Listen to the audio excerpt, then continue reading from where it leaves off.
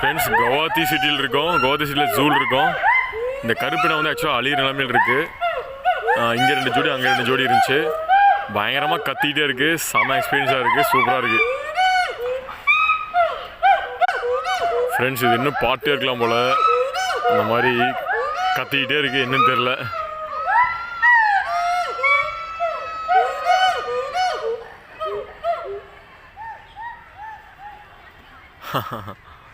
குழந்தைகளை கத்துறாங்க.